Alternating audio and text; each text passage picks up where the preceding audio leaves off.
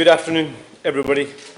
I have, as you can imagine, done a lot of thinking over the last few days, and I am clear that I have to do what's right for my country, Scotland. This isn't easy, and it's not without pain, as I have a genuine friendship with Keir Starmer. But my first priority and my first loyalty is to my country, Scotland. And I am not willing to sacrifice Scotland's NHS, our schools, our communities, our towns, cities, villages and islands to a third decade of an SNP government. That's why the distraction needs to end and the leadership in Downing Street has to change. It is so obvious that we desperately need change in Scotland. And in 3 months' time, the opportunity to get rid of a failing SNP government is one that is too important to be missed. We cannot allow the failures at the heart of Downing Street to mean the failures continue here in Scotland. Because the election in May is not without consequence for the lives of Scots. We have an NHS crisis where too many Scots can't access the treatment they need and when they need it. We have a housing emergency with more than 10,000 Scottish children homeless right now. And we have too many young people not feeling safe at school or on our streets or missing out on the opportunities they deserve. And we have an SNP government that is addicted to secrecy and cover-ups with devastating consequences. That's why I have to be honest about failure wherever I see it. The situation in Downing Street is not good enough. There have been too many mistakes. They promised they were going to be different, but too much has happened.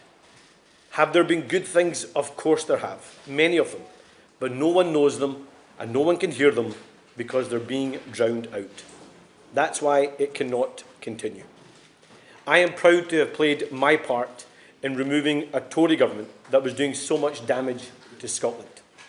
And having a Labour government matters.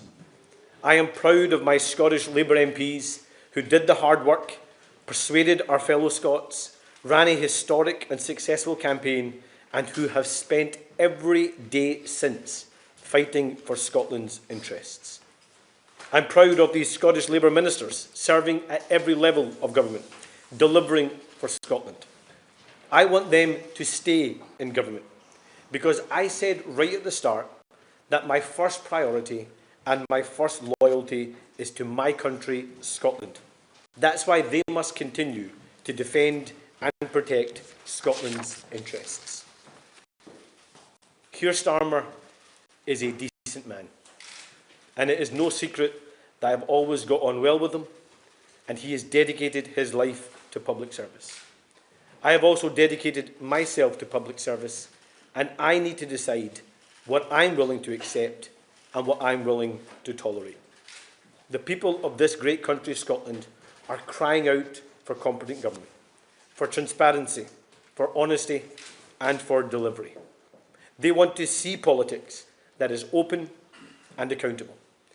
They want to see leaders who put the national interest before themselves. That is the standard I will always apply.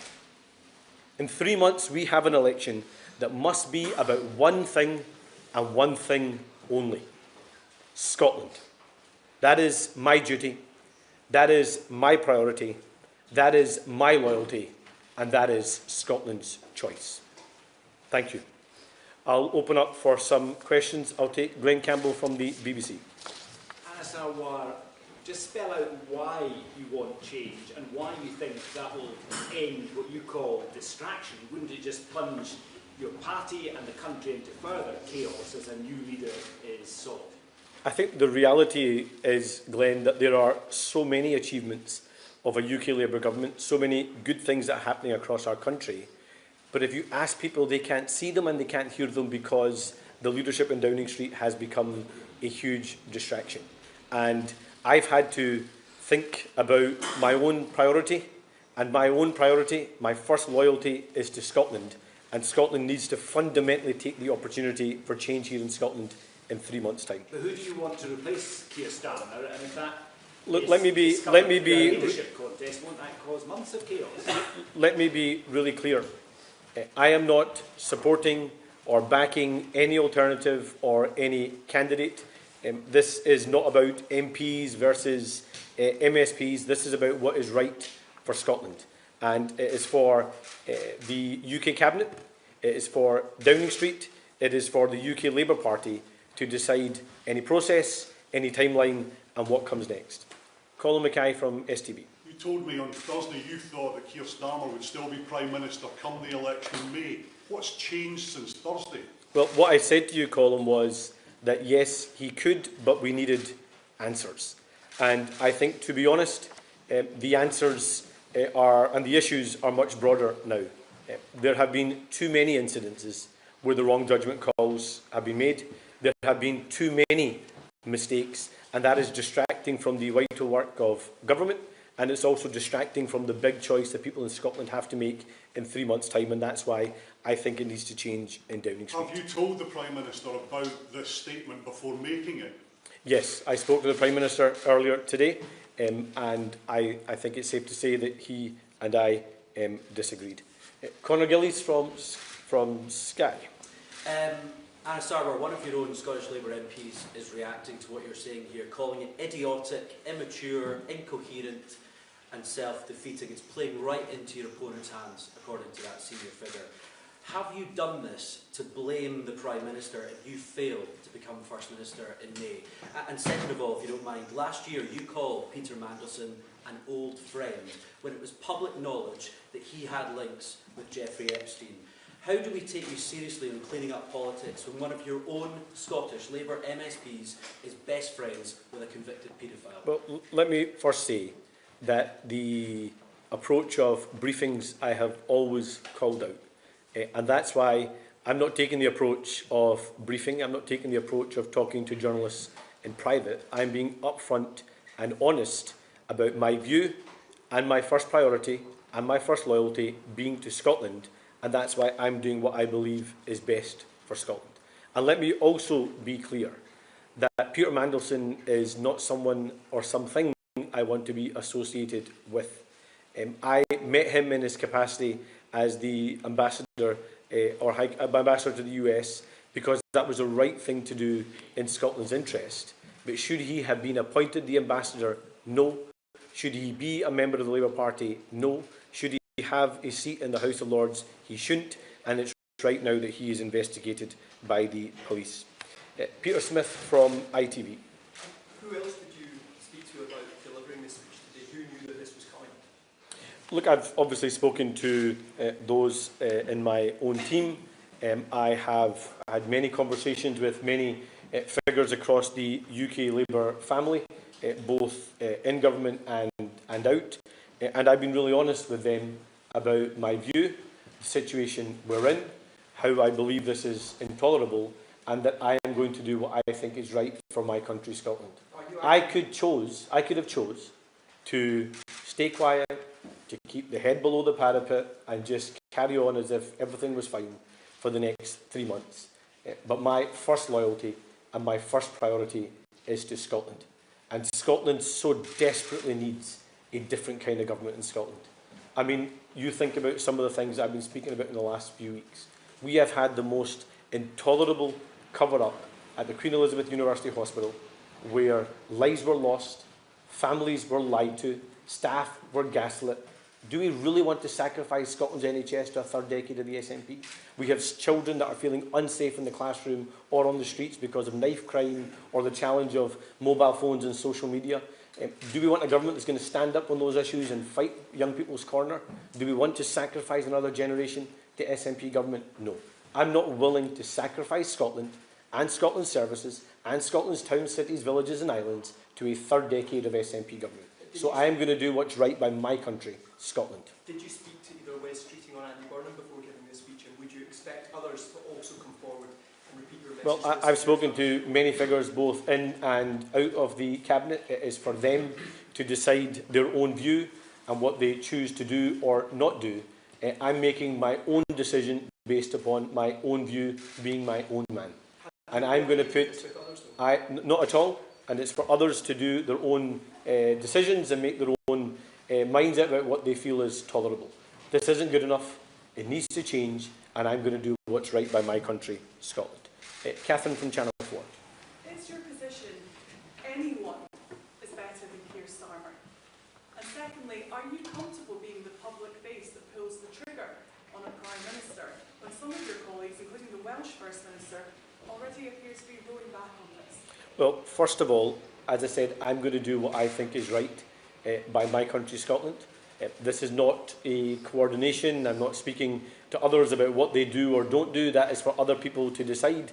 Ultimately, it's for those in number 10, those around the Cabinet table and those in the UK Labour Party to decide what happens next, the process, the timeline, or who comes next.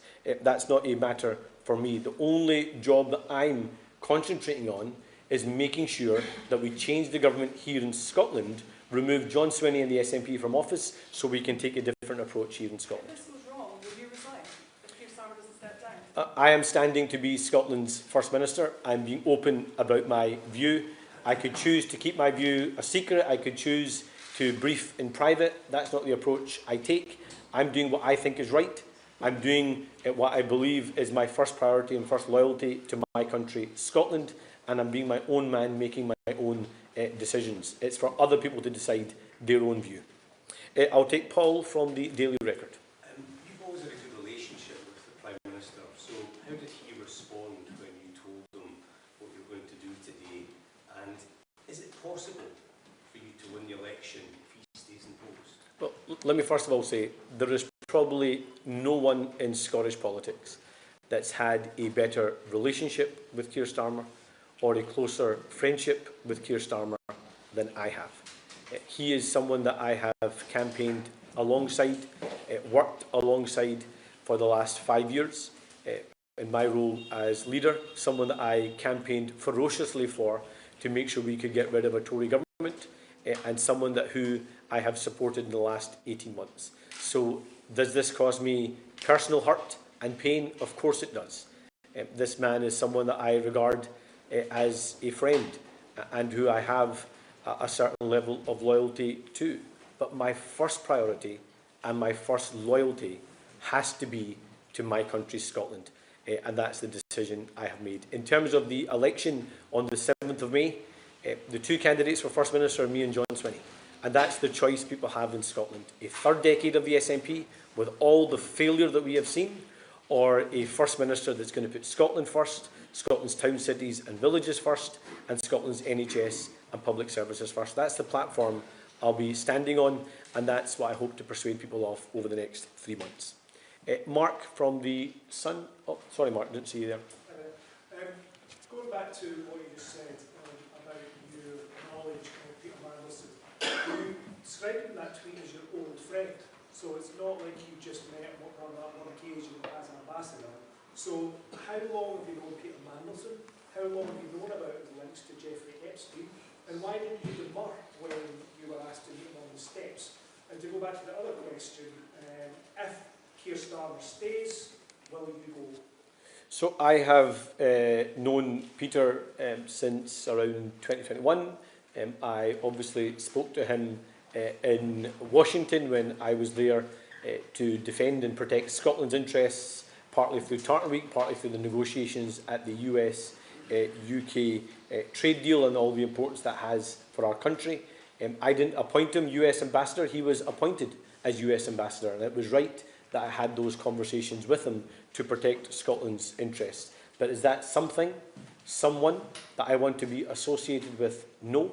He has betrayed this country, he has betrayed the party he was once a member of, and he has betrayed the public in terms of his actions and his relationship with Jeffrey Epstein. And to the other point you make, it is now for others to decide any process, any timeline, and who the next Prime Minister may be. I'm going to spend all my time concentrating on removing John Swinney, changing the government here in Scotland, and making sure we deliver the new direction Scotland needs. Thank you all so much. If people decide he should stay, will you go? Well, that's for them to decide. I'm only answerable to one group of people. That's the people of Scotland. That's who I serve. That's who I stand for. That's who I'm campaigning for. And that's the people I want to deliver for. I only have one relationship and one loyalty that matters most to me, and that's to Scotland. Thank you.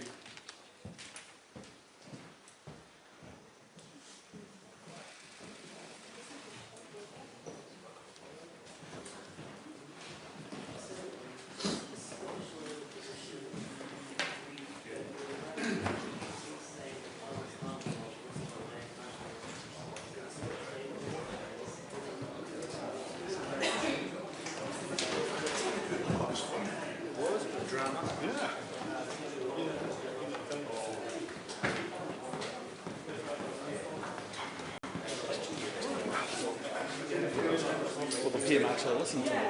Sorry? Will the PM actually listen to me? Oh, no. That's what I was asking. Well, he said that.